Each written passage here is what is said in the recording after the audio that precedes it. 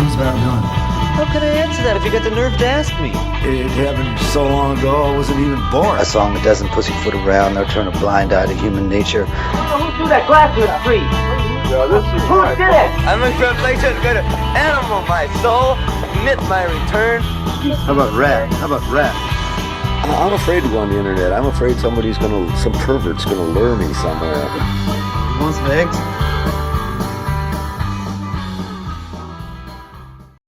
You don't have to be perfect. You just have to be you, as Bob Dylan told Fiona Apple. Oh, that's such good advice. That's one of my favorite things. That's one of my favorite Dylan quotes. Honestly, I think about that often.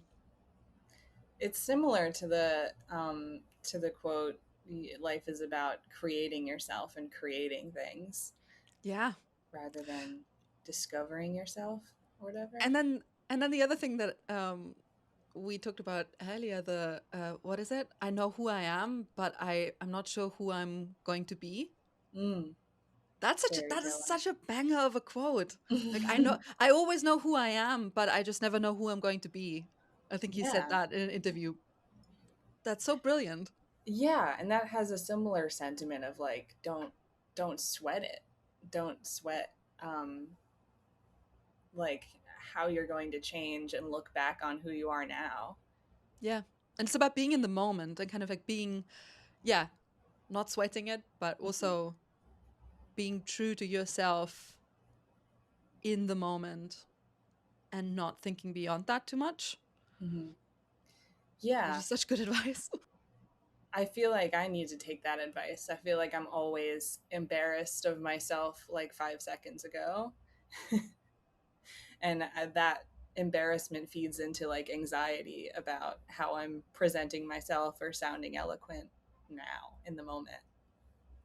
Yeah, I think that's a really common thing. I think it's a really common sentiment. But yeah, I think it's really, I mean, it's very wise words to try and take on and somehow, live, I think. Yeah. Well, my name is Laura Tinter. My name is Rebecca Slayman, and this is the Bob Dylan Hotline, where we answer your questions about all things Bob. Well, we're already in the midst of things. In media res, as they say. Yes. I feel like that's really apt for what we're going to be talking about today. Like, very conversational interview style. Yes. I'm so excited. We got this question that we'll be talking about today a few weeks ago already. I think this was one of the first that we received. It was, and we had to really take some time to think about it and do a lot of research. So I'm excited about this one. But it's also fun because I think the last episodes have all been a bit more general. And then obviously the last one we did was about what would you choose to introduce Dylan to someone. And so today we'll be diving deeper into one particular song. And it's a big one, to be fair. So there's a lot to talk about. Yes. Should we do it, or do you want to talk about other stuff? Yeah, okay. No, we can always talk about other stuff as it comes up. We'll have plenty to talk about. Okay. Yeah. This question is from social media legend Irix. Hi, Rebecca and Laura.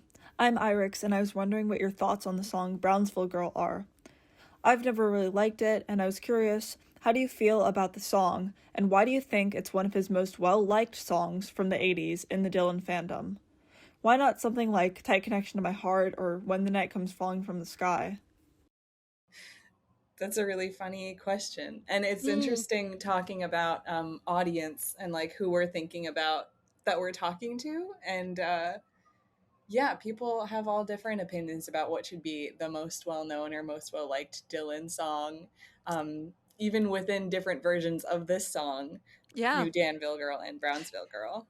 It's actually really interesting that they're raising 3 songs that all exist in more than one version, because, When the Night Comes Falling from the Sky, there's that early, like, amazing version with the E Street Band, and then, like, another version released on Empire Burlesque.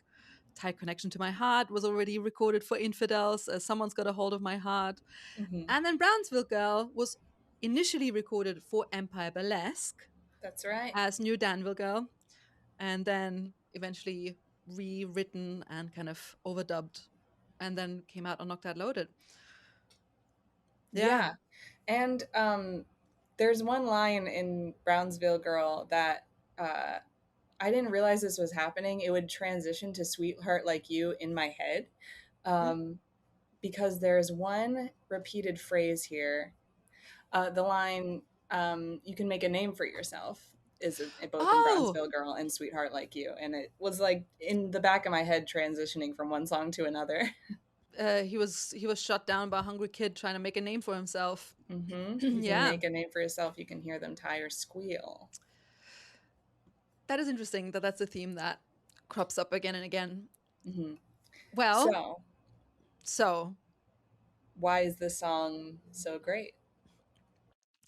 So I think the first thing that I would say to kind of understand the circumstances that gave birth to Brownsville Girl, it was co-written by Sam Shepard. Sam Shepard, playwright, screenwriter, came on board of the Rolling Thunder Review because he was tasked with actually writing the screenplay for Ronaldo and Clara. Not in Clara. I never know how to say it. I feel like I always say it differently. And then in the end, his screenplay wasn't really used at all, but he appeared in the film. And then, of course, he decided to stay on board and just write down what he saw around him and wrote the Rolling Thunder logbook, which is kind of one of the great documents of Bob Dylan in the 70s. And so they got together again in the 80s to write a song together, and that became really New Danville Girl is the song that they wrote. And then that was later revisited and became Brownsville Girl. And like the changes that happened presumably were all Dylan, whereas the earlier version, New Danville Girl, was a co-write. And I think from what I gather, and we have actually just recently learned a bunch of things about this collaboration, which we will be talking about, it also really seems like Dylan reached out to Shepard for this co-write because this was a time when writing didn't come as easily as it did when he was really young. I think it's interesting that much like his last, big album that was co-written, Desire, when he was working with Jacques Levy, there he reached out to a playwright, and now again he was deciding to write with someone who was, working in a more who wasn't predominantly a songwriter, but who was a playwright, was writing for the stage and maybe also for the screen. And I think that has an effect on the imagery and the way that the song kind of unfolds because it's such a cinematic song.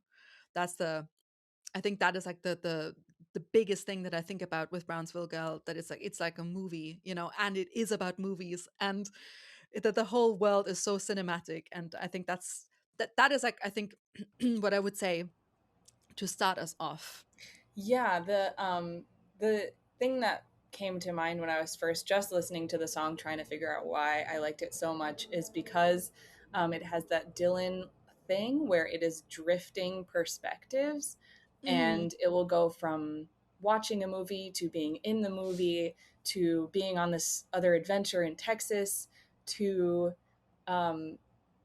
like this advice, like more everyday language, that's just like these nuggets of wisdom that Dylan is so good at, and I think is very popular when you're like wanting to use a Dylan quote, like something wise that he said. It's strange how people who suffer together have stronger connections than people who are most content. People don't do what they believe in, they just do what's convenient, then they repent. Yeah. And then hang on to me, baby, let's hope the roof stays on. Yeah. It just is so good at drifting around. It's like an epic within itself. If you just the song first hit me when I was just laying on my bed listening to it, not really like paying attention that much, but then it just kept coming back to him saying Gregory Peck, and I'm like, what is this guy talking about?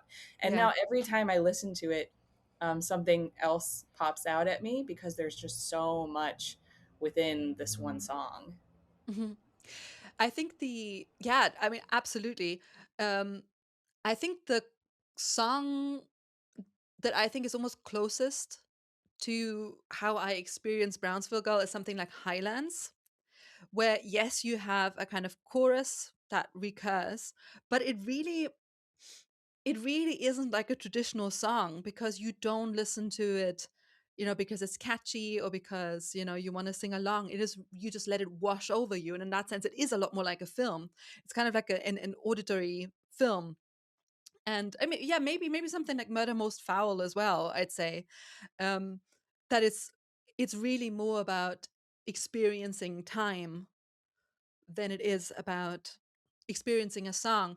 And I think that makes a lot of sense, because I found this great quote about movies, that where Bob Dylan said, "A movie is something that gives the illusion of stopping time. You go someplace and sit there for a while. You're looking at something. You're trapped. It's all happening in your brain, and it seems like nothing else going on in the world. Time has stopped. The world could be coming to an end, and out the world could be coming to an end outside, but for you, time has stopped." Then someone says, "What was it about?" Well, I don't know. It was about two guys who were after the same girl.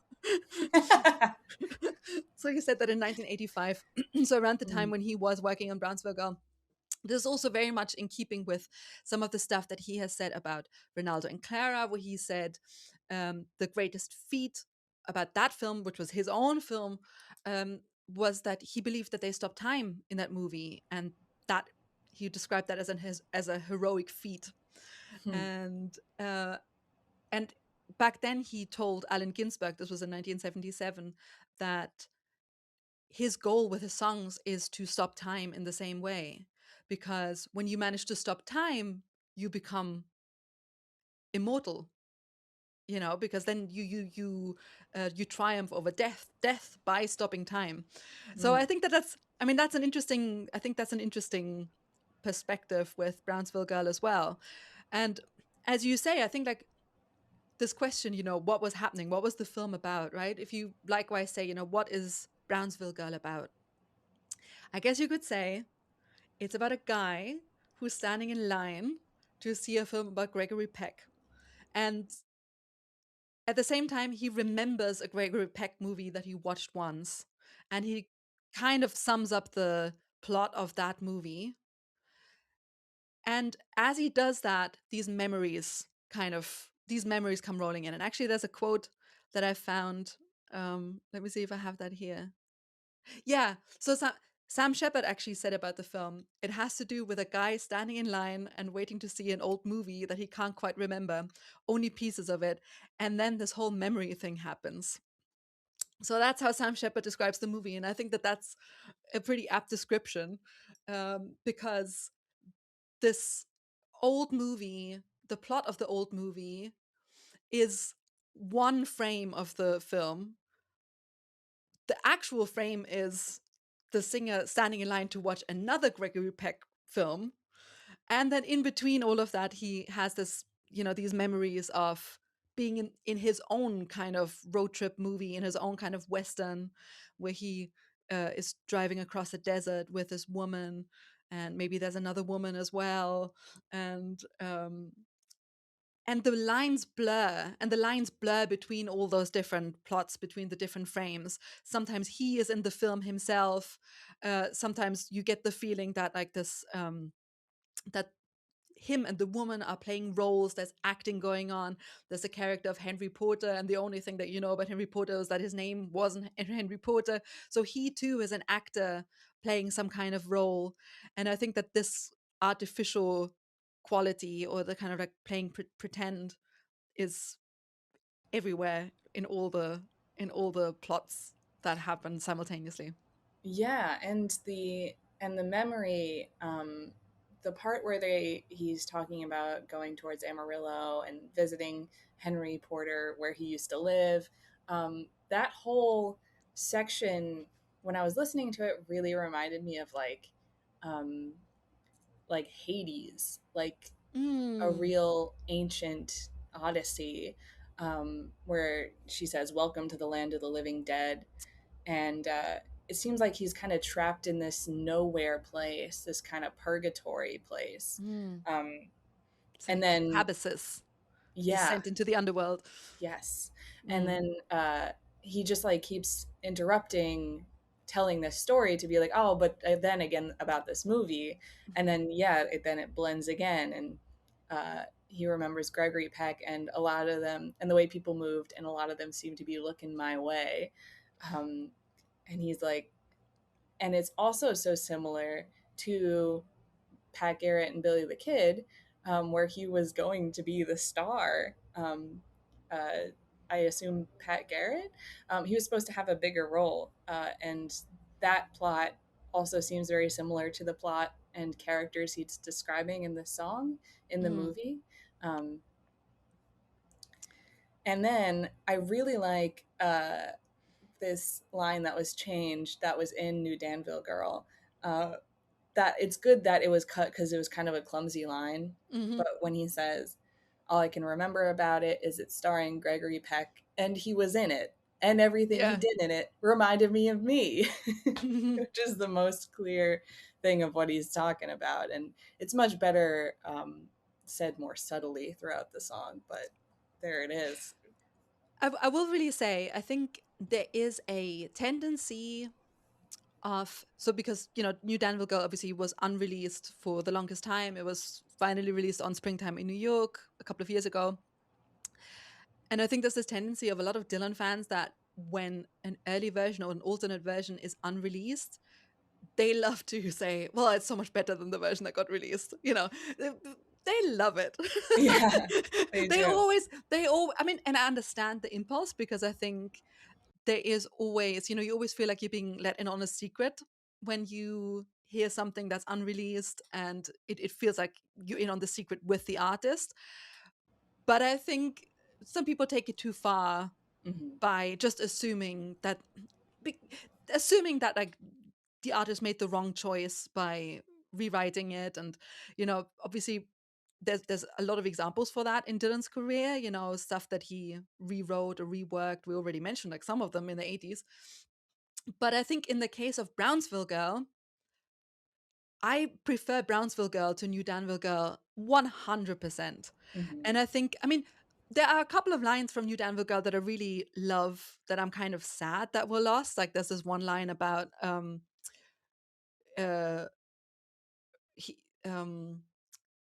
when she goes out and to find a doctor. Well, actually, there's like you went out to see the doctor, which I don't think is as good as you went out to find a doctor.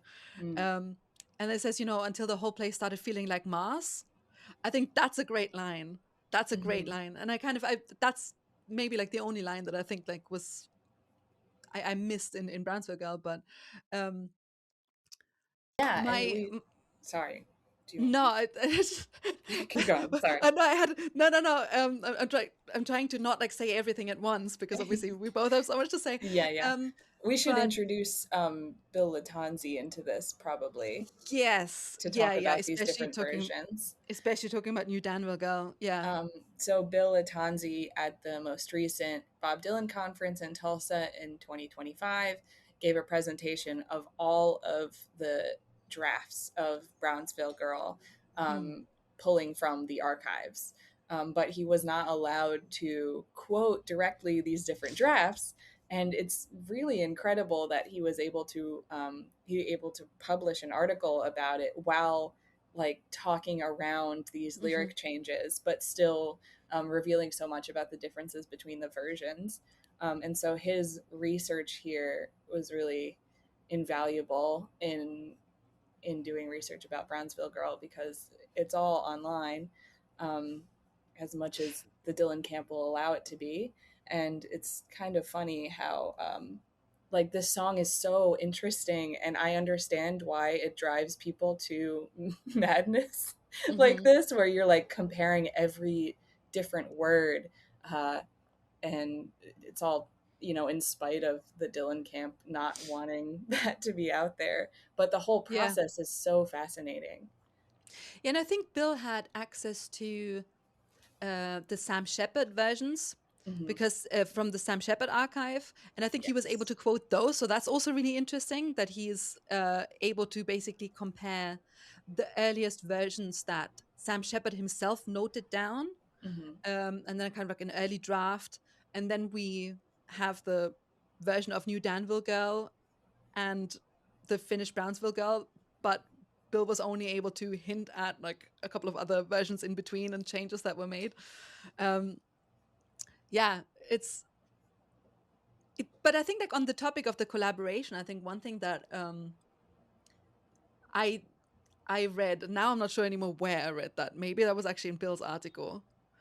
I think it was in his article or his essay, that Sam Shepard was saying that they got together to write a song, but they couldn't really get started on anything. So they were just kind of talking without anything coming out that like resembled a song. And at some point, Bob Dylan was just mentioning, oh, I saw that movie, I can't really remember it. And then Sam Shepard was like, let's start there. Let's make that like the starting point.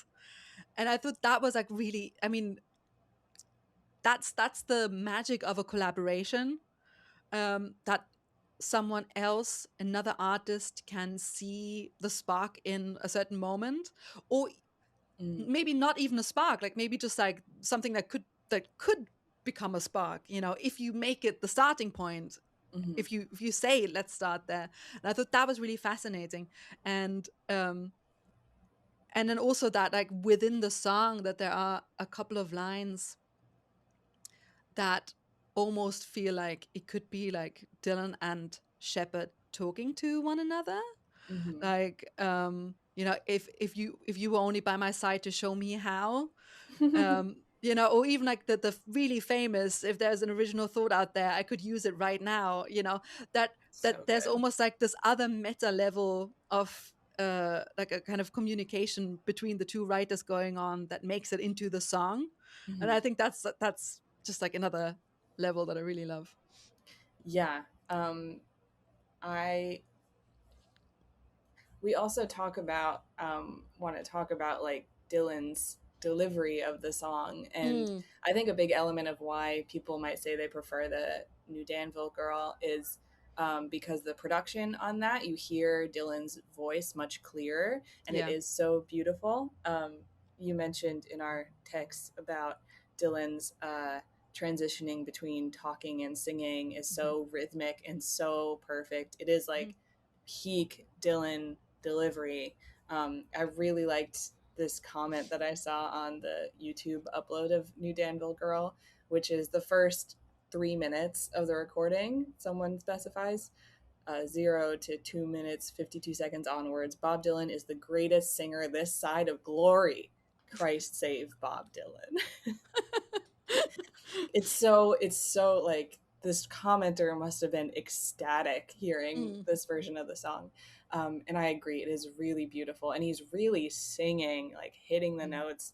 And in the delivery on Brownsville Girl as well, with more production and more background singers, more echoey sound, Dylan really nails where that rhythm should be, I think, to pique your ear.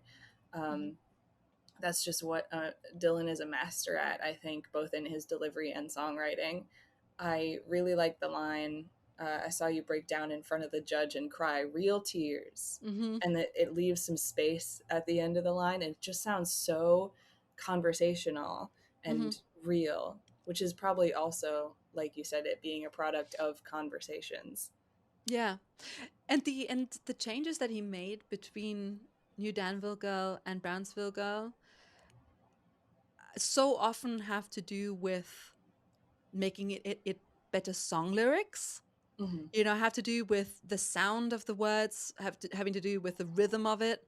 And then I think sometimes the lyrics for New Danville Girl were like weirdly vague. I mean, the one that you quoted earlier about I keep trying to remember that movie though, and it does keep coming back, but I can't remember what part I played or who I was supposed to be. All I can remember about it is that Gregory Peck, and he was in it, and everything he did reminded me of me. Right. And I think that is just not as strong. Like in Brownsville Girl becomes something about that movie though, which is just a great, it just grabs you so much. And I think like that is, I think that's such a stronger way of like leading us back into that side story of the movie. So it's something about that movie though, well, I just can't get it out of my head, but I can't remember why I was in it and what part I was supposed to play. All I remember about it was Gregory Peck and the way people moved, and a lot of them seemed to be looking my way. That's just so much better. That's just so much better, good. and it breaks the fourth wall, in like this, in this really direct way. And but like that's not even what I was gonna say now. I was gonna say, so sorry. Yeah. What were you saying? You were saying something about like the, I was talking about just delivery. the singing, the Yeah. delivery. Exactly. Yeah. The delivery is just, I think, is beautiful in Danville Girl, and I agree. And I think, especially the version that was released on Springtime in New York is great because it really strips it back to the beautiful playing and kind of goes a little easier on the 80s production, which is, I think, what gets in the way of Brownsville Girl, of enjoying Brownsville Girl for a lot of people. Let's be real, like the kind of that the trumpets sound a bit blaring and everything is like bathed in reverb. But I think the delivery in New Danville Girl sounds a lot more hesitant. You can tell he's still kind of like trying to figure it out. Whereas in Brownsville Girl, he nails every single line. And that line about like, and I saw you break down in front of the judge. And in New Danville Girl sings, I saw you break down in front of the judge and cry. But it's so much better, and cry real tears. Real It's tears. so Yeah. much better. That one is so good. So good. And Bill talks about that a bit in the article. I remember this from the presentation as well, that in the earlier versions on New Danville Girl, he's adding ad-libbing more, and he's saying, yeah. Oh, yeah. Oh, yeah. And it does kind of feel like he's compensating, like, because he knows it doesn't fit in the line perfectly. So yeah, it's amazing. It's amazing because he rewrote it so many times and really worked at it. All that effort totally paid off for this song. Yeah. And yeah, I think that's kind of the point that I was trying to make. I'm remembering it now. That I think this is Dylan the songsmith perfecting, taking something that was co-written is a beautiful piece of writing and really turning it into something that works performed by him to music rhythmically. And obviously not everything is sung, like large stretches of the song are kind of delivered, recited, one might say. But then like when he breaks into song, it's so powerful, it's so it really it takes you there. Yeah. And I love the background singers. I love the production of it. It's so it's so brassy and loud and grand, and I think for me it meets like the epicness of the song itself. Especially I'm so glad also Bill called this out in his presentation when Dylan says, hang on to me baby and let's hope the roof stays on, and the background singers are like, wow. Wow. It's just the emphasis. Well, they can talk about me plenty when I'm gone. It's like, oh yeah. Yeah. I love that. It's like the Greek chorus, or it's like the audience. It's just emphasizing what he's saying, and it's like he has backup singers to like big him up, to like be like, you are killing it, Bob. I was getting so mad when I was reading. Please go up. I was reading Clinton Halen earlier in preparation for this conversation, and I read his entry on New Danville Girl in his Still on the Road book, and he's so hateful, and I don't understand. He's so unnecessarily, I mean, so the one thing that is just unbelievable to me is like how dismissive he is of the female backing singers, which he constantly says are ruining the take. And the reason why I think it's so dumb, really, is because he's acting like, oh, Bob Dylan crafted this beautiful song and then they had to come in and ruin it all. It's like, why do you think they were there? Why do you think they're on this recording? Let's be so for real here. They're doing exactly what Bob Dylan wanted them to do. They were executing his vision. They weren't doing anything without him saying that they should do that. So that's and that's why I think it feels really sexist or like misogynist, because it's like you don't even understand like what you're criticizing here. It just feels completely misdirected. Yeah. And I mean, what you were saying about what Dylan did to Sam Shepard when they were collaborating and like finding the nuggets that they should pursue is like being a director, to tie it into the cinema thing again, or a producer. And yeah, he's in charge. He's directing the people. He wouldn't let something be on the record if he didn't approve it. Yeah. And I mean, I'm not afraid to say that's kind of a trend with Clinton Halen is, in the books, he will talk about how much he doesn't like Joan Baez or other female singers. And he also always gives them like really horrible, like disparaging nicknames, which is like the other reason. Like it's not neutral the way he says it. I just wanted to add that. So continue. Yeah. And it's not even that overt, I don't like it. It's like, this is bad. Yeah. You can just read all this negative judgment in his writing. And like, in effect, what he's doing is being like, Dylan is a great man and everything he does is from his own self, and everything around him is a distraction. Like, it really is elevating him to this level of like above the rest of humanity. And above women, above, like, women could never even be in his orbit without bringing him down. It's crazy. And then at the same time, he also, I mean, the other thing that really shocked me, I sent this to you as well. He writes about New Danville Girl, about that line about the shadows on the stone wall. I don't totally remember what the line is right now. Yeah, but we're busy talking back and forth to our shadows on an old stone wall, which is likely a reference to Plato's cave. And Clinton Halen writes something like, oh, maybe Bob Dylan is better read than he lets on. He maybe knows Plato. And it's like, that is literally like, I don't think you need to be that well read to be familiar with. Like, I mean, also Bob Dylan was in his mid-40s by that point. Like, yeah, he's probably come across Plato before. Like, and then he says, and then there's that line about like, and it was the worst of times. He's like, and Dickens too. And then he says, well, that was probably Sam Shepard who brought that in, because like clearly Dylan would not be able to bring in like a Charles Dickens reference. Like, what are we?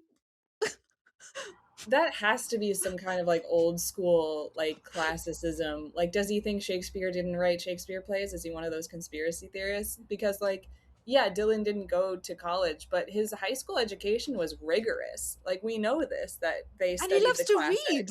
And he loves to read. You can read outside of higher education. You don't have to go to university to read. I know. I learned that about the shadows in the cave in high school. How does he just the thing that's really frustrating is the arrogance with which he thinks he knows everything that happened in Bob Dylan's life. Yeah. Also, I mean, in general, I think Halen is like one of those people who feels entirely too comfortable putting puzzle pieces together and then presenting what he thinks they amount to as fact, as this is the story. And I think, I mean, in my own work, I always try to be really careful to say, this is maybe how I read that. Doesn't mean it's necessarily like that. That's just how I read it, you know? And I just think it gets really complicated when you feel too comfortable saying. The gag is you weren't there. Well, the gag is you wasn't there. Well, exactly. Okay, there's more we should talk about. Can I bring up the play now? The what? The play? The play. Yes. Yeah. Wait. Let me say one Go thing before that, because I feel like we jumped into everything. I wanna give like one more little general information about the song, for someone who maybe. I mean, if you haven't listened to the song, like we're like half an hour in, like I'm so sorry. You should probably. I hope you stopped it at some point and actually listened to the song. But so I basically just want to mention that, Bob Dylan is a big fan of this Gregory Peck, of big fan of Gregory Peck, and there was this lovely full circle moment when Gregory Peck introduced Bob Dylan at the Kennedy Center's honors in 1997, and he actually like made a reference to the song, which is great. Some time ago, I bought a new Dylan album, and I was listening to a song called Brownsville Girl, and I heard these lines. There was a movie I seen one time. I think I saw it through twice. It starred Gregory Peck. He wore a gun and was shot in the back. I just can't get it out of my head. Dylan was singing about a picture that I made called The Gunfighter, about the lone man in town with people coming in to kill him, and everybody wants him to get out of town before the shooting starts. When I met Bob years later, I told him that meant a lot to me, and I guess the best way I could sum him up is to say, Bob Dylan's never been about to get out of town before the shooting starts. The song starts, there was this movie I seen one time about a man riding across the desert, and it starred Gregory Peck. He was shot down by a hungry kid trying to make a name for himself. The townspeople wanted to crush that kid down and string him up by the neck. Well, the marshal, now he beat that kid to a bloody pulp as the dying gunfighter lay in the sun and gasped for his last breath. Turn him loose, let him go, let him say he outdrew me fair and square. I want him to feel what it's like to every moment face his death. So that is kind of like that is where the song starts, right? And that is what Sam Shepard says is this vague memory, and then like everything unravels from that point. I basically wanted to note that the movie that he's talking about is The Gunfighter from 1950. And it's funny because like people I've read in several parts where saying like, well, he doesn't say that it's the gunfighter, but it's the gunfighter. But he literally uses the word gunfighter in the song, so it's not like he's hiding what film he's talking about. But I think the other thing that I just wanted to say is that in the context of this song, where he's often like trading places with the characters in the film, and like again like breaking the fourth wall and kind of putting himself in the film, and while also being the audience and the spectator at the same time, and therefore putting us like in these like mixed roles as well, breaking the fourth wall with us. I think it's also interesting that this was happening at a time when Bob Dylan's career was not necessarily thriving, and a kind of like the next generation of musicians were coming up. So I think it's also interesting that like, he was shut down by a hungry kid trying to make a name for himself. That could also be like maybe him. Sounds like a plot to a movie that I know. That maybe he was about to start filming when he recorded the final version. Okay. Don't mention Hearts of Fire for one episode challenge. Fail. Can't. It's the same year. How am I supposed to avoid it? Fair. Okay, take it away, Rebecca. Okay. Well, I want to say, of course, Bob Dylan has played this live one time. Mm-hmm. And really helpful resource for me was our friend Mason Moreno, who we met at the last conference as well, and he has done significant work on the Sam Shepard Bob Dylan tapes. So he has listened to from these archives and transcribed a lot of these tapes, and is doing like academic work on it. And he's an undergrad. He is the wonderkind of the Bob Dylan community. We should say when these were recorded and in what context, maybe, because this was not for the writing tapes. Of this because the tapes were not like for the writing of New Well, Danville Girl. I have something Was it? interesting about that. Okay, let's go for it. Brownsville Girl, the time that it was performed live was the day before the tapes that were turned into this one-act play, True Dylan, which was written by Sam Shepard. So Mason speculated that it was in anticipation of this conversation with Sam Shepard that he was playing Brownsville Girl live. And then I noticed that the only live version was performed. Is that okay if I bring that in now? Yeah, go ahead. Or did you want to say it? No, go ahead. The only live version of Brownsville Girl was played in Paso Robles. I hope I'm pronouncing this right. Probably not. And this one-act play, True Dylan, that came out of these conversations that they recorded the following day, include a snippet from the conversation where Bob says, "Oh, you know where I just was?" Sam says, "Where?" And Bob says, "Paso Robles, on that highway where James Dean got killed." And Sam says, "Oh, yeah." And he was just there, literally the day before. And that comes up in the conversation. Yes. So we should explain what this is. Yes. This was published on Esquire in 1987, so about a year after the source material, which was some real conversations that they had, Sam Shepard wrote and fictionalized into a play.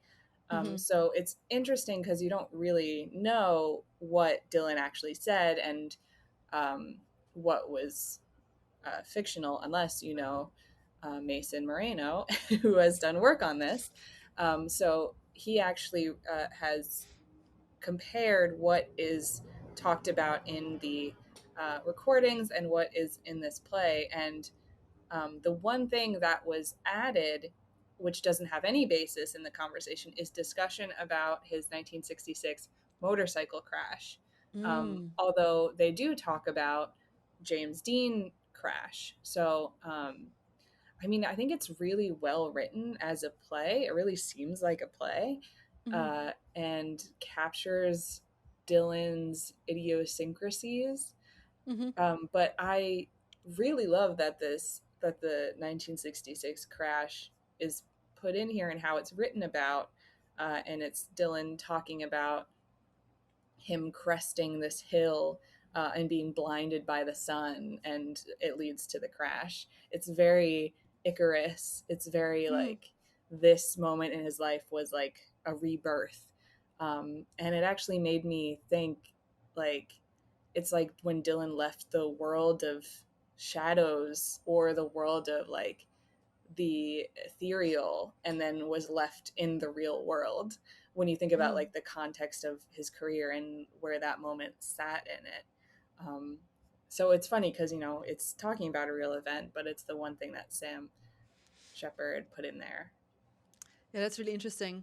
I suppose it could be possible that they talked about that maybe at another occasion or something, and he put that in. But I think when I heard that Mason was doing work on those tapes, I mean, I was so excited because, for one, I didn't know these tapes existed, because the whole point of like the whole twist in True Dylan, I'm spoiling this for you guys, but you should listen. It's not really a spoiler because it's not about that. But the whole point of True Dylan of the play is that, Sam and Bob sit down for this conversation and Sam hits record on his tape recorder. But at the end, it's revealed that there's nothing on the tape, that the recording didn't work. And so, which means that the whole story, the whole play has this twist where you don't know whether it's actually based on recordings or whether it's a completely fictionalized account that Sam Shepard made up. So I thought it was really cool to learn that there are actually tapes. Yeah, and there's more like biographical details on the tapes that really put it in time, which is Mason noticed that there's a baby crying, and a person on the phone is an unknown woman, and it's probably his daughter Desiree and his wife Carolyn, who is not mentioned in the play at all. But I never remember, like, so he 1986 he does this, records Brownsville Girl, he films Hearts of Fire, and then has a baby immediately after that. It's just such a time of his life that is not often discussed because he's so private, but you do get this like sense of where he's at in his life around this time. Yeah, eventful. 86, 87. Yeah, 86, 87. Busy time. Yeah, this is not really a very fully formed thought, and it relates to something that you said earlier about how Brownsville Girl is a bit like songs like Tangled Up in Blue, where you kind of don't really, where all the pronouns get jumbled up, and there's she, and then there's you, and then there is me, and then there's also like the person on screen who's an actor. So there's a lot of confusion of identities going on, or like blurring of identities going on. And I mean, I think the love triangle is something that comes up in a lot of Dylan songs, Visions of Johanna, for example. And I was also thinking about, I mean, specifically this trope of he is with a woman, but the woman only reminds him that he is not with like the woman he really wants to be with, which I always feel like, as a woman, I always feel like, God, like that poor woman who's with him, like you don't want to be that woman. You don't want to be like the one who's just there. Louise, she's all right. She's just near. It's like, oh God, that's awful. Poor Louise. Justice for Louise. And it reminds me of and standing in the doorway when he says, last night I danced with a stranger, but she just reminded me you were the one. I mean, I think it's a very handy trope because I think it really gets to that yearning. It really lends itself to something quite, heart-wrenching. But then I was also thinking that I think in the context of this song, it also has to be seen in conjunction with the fact that it feels like the singer is not really himself either, like there's this I think in Brownsville Girl he sings tell me about the time when I was your only man, and I think in New Danville there's always like something about you used to be someone else and now you're this other person, and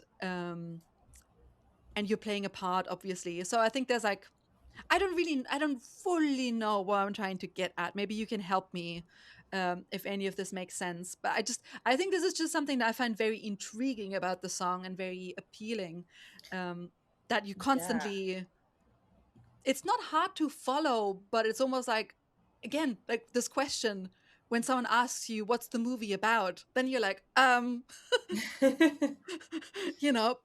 like when it just washes over you, it all makes sense. It's like David Lynch film in that sense as well. I think like, yes, whenever I watch a David Lynch film, I'm like, oh yeah, makes perfect sense. But then you come out and it's like, I do not feel that way when I watch David Lynch film. I think while I'm watching it, it makes sense, like in the sense that the dream makes sense while you're in it. It's only when you step out of that world, then you're like, hold on, what did I just watch? Yeah. And I think like, and it's a bit like that with Brownsville Girl as well, I think. Yes. Yeah. I think of describing it like dreamlike, the way it changes perspective, but yes, it's cinematic and dreamlike at the same time. I also think pronouns in Dylan songs could be explored more, as well as just like granular like sentence structure and point of view would be a really interesting road to go down for like a whole, I don't know, a book. I've been writing something on Dylan's pronouns, like just scribbling away a little bit, but I don't know. Great. Yeah, it's so That would be really interesting.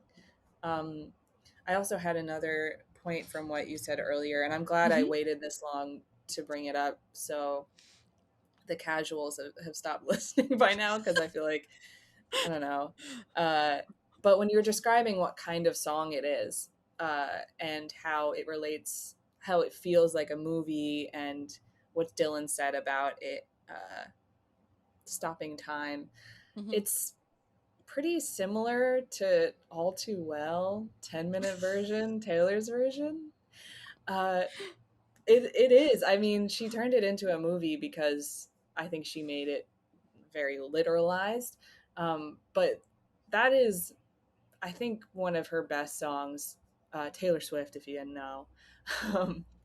But it's her flashing back to this relationship, and then details about it, and then she's back in the present, and I know it's long gone, and then we're back in another scene, and it is kind of moving back and forth in perspective in that way, and also reminiscing on a relationship. So, I mean, I feel like that, if anyone, that would help Irix understand why this song is so good, because All Too Well is a very acclaimed song in this day and age. And what's good about that song also applies to Brownsville Girl. It's interesting how, once again, this is one of those points where I don't know if it's good or if it's really stupid, really banal. But the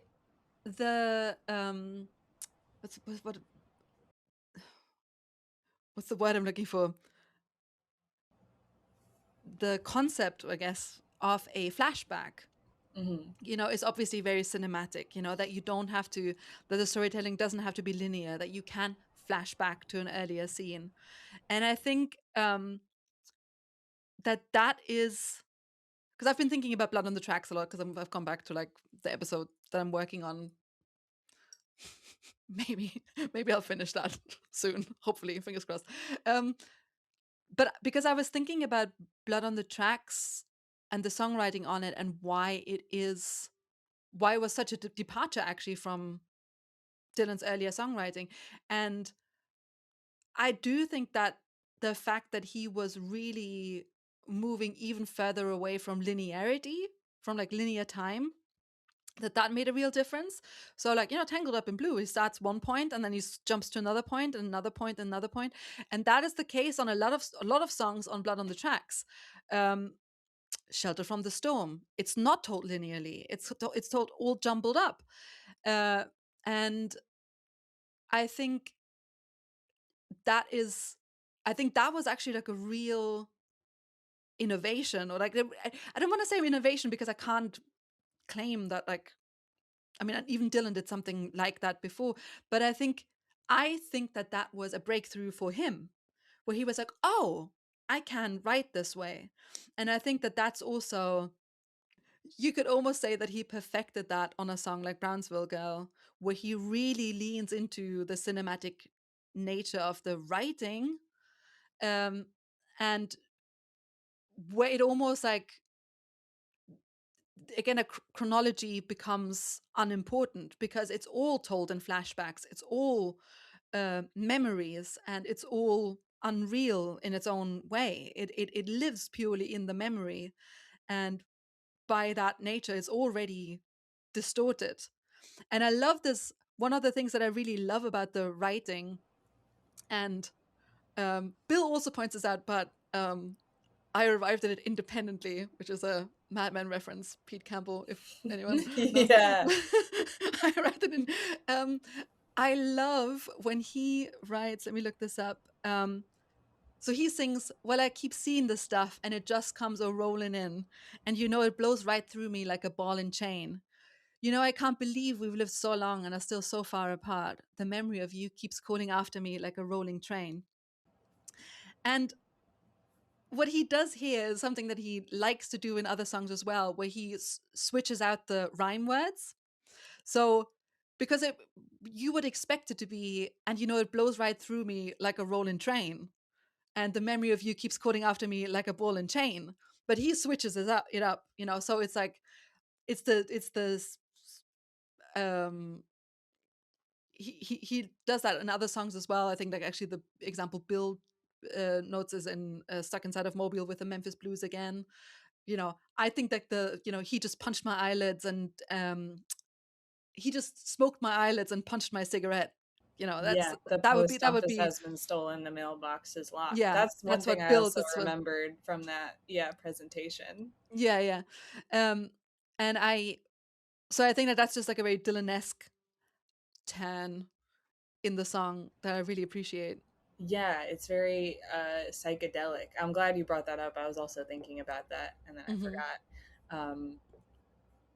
Yeah, what you were saying about what the song does, not with non-linearity, is so amazing. What makes it so amazing, even if it is an innovation, because it's how we experience memories. It's like flashes of a detail, or things that happened at separate times, all like lining up in your mind. That started with Blood on the Tracks, I would say. And I was also thinking about ISIS, specifically that part of the song. Specifically, he was so reckless. Yes, when he's in the middle of this epic, which is generally told in a linear way, but then he, within the lyrics, thinks back to Isis, and things that she said, and she told me one day we would meet up again, and that is also non-linear, because then you're thinking, is this when they meet up again at the end of the song, or is this something that happened before? And then it's back in the narrative of the story.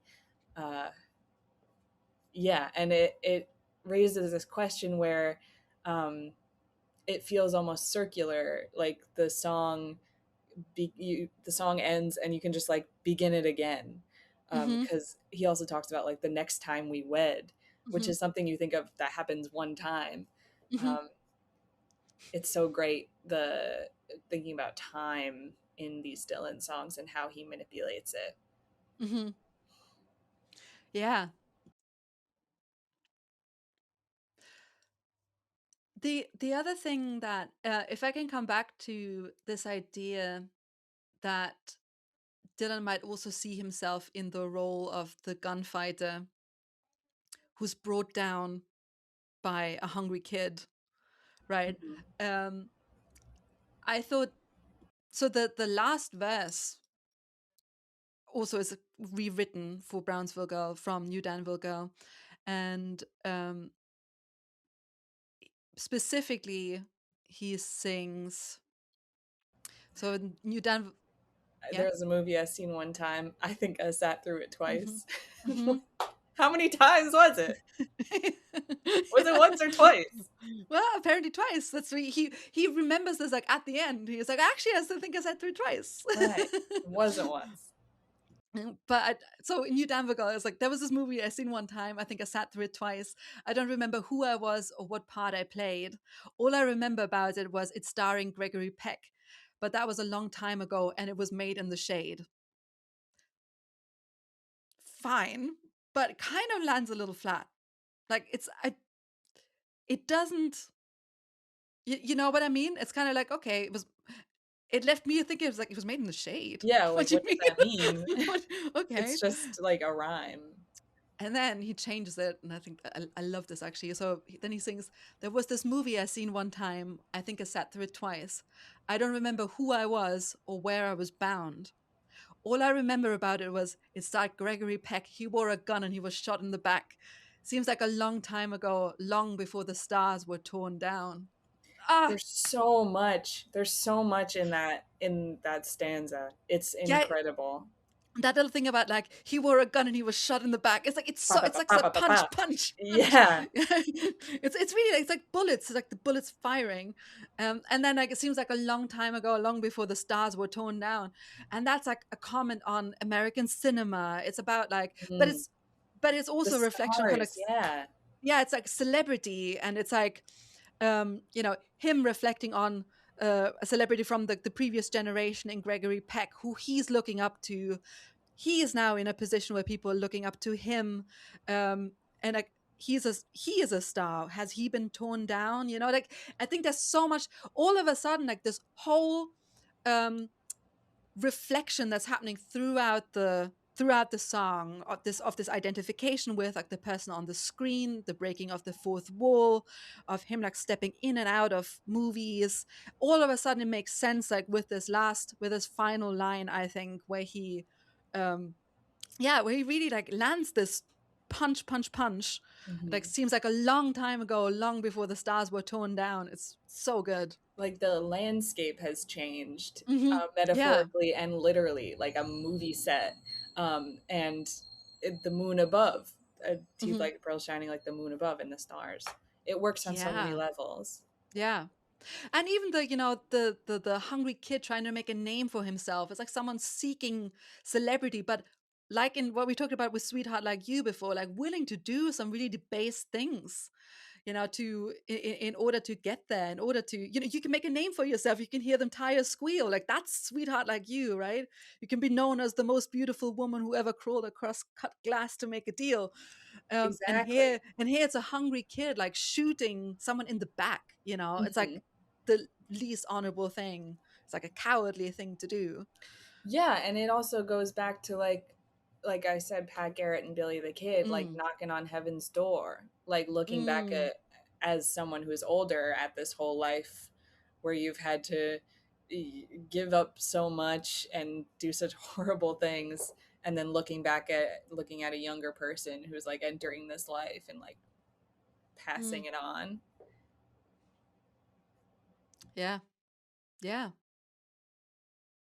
God, I love Brownsville Girl. It's such a great song. So good. It's hard to talk about though. It's hard to, I mean, that's the challenge, I guess. There's so much in it. I usually now when I like choose to listen to it, I'll listen to it a couple times in a row. It's so good. It's like Changing of the Guards in that way, I think. Yeah. It's long, and I love being in the world of the song, and I want to listen to it again. It's funny, I feel that impulse with the longer songs because you just get used to like you can like drift out for a second and then a line will bring you back into paying attention with it, and then you're like, wait, I want to hear that all again now that I've had this thought and made this connection. I want to listen to it all again. And I do the same with like Murder Most Foul. And that's the thing about Bob Dylan. He really like tests your patience when you're first getting into him, but the rewards are endless once you like get past that. And maybe that's a barrier for people today in this day and age, and younger people. But if you allow yourself to like grow with the songs, you will always find something new to discover. Yeah, I mean that's beautiful. I think that's a great way to leave this, really. Thank you. If people want to send us their questions, and I actually think that this is an interesting one today, if people have other songs that they would like us to do a deep dive on, that they would like us to explain why we love it and maybe why they should love it if they don't already, they can send us a message. Send us a voice message. I think some people struggle with recording voice messages, but it's really easy. It comes on your phone. There's an app called Voice Memo. What I do is I usually just like drag the screen down and go to search, just type in Voice Memo, hit that big red button, message, preferably under a minute, and then you hit the little share icon and send it to our email, bobdylanhotline@gmail.com. And we want to keep it radio if we can. Yeah, easy peasy. We'd love to hear your questions. We'd love to. And also, if I may, we would love some sponsors. If anyone knows anyone who wants to sponsor our podcast, we are open to that. Yes. Yeah. Get in touch.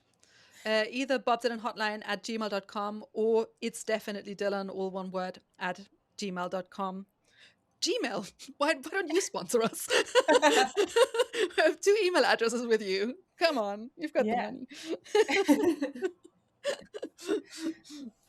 Also, like another thing that I've been wanting to do for ages, Rebecca, you should tell the listeners about your amazing Bob Dylan tour that you're running in New York City. Absolutely. If you are in New York City or if you're planning to visit, go to ramblintours.com and you can find more out about my walking tour.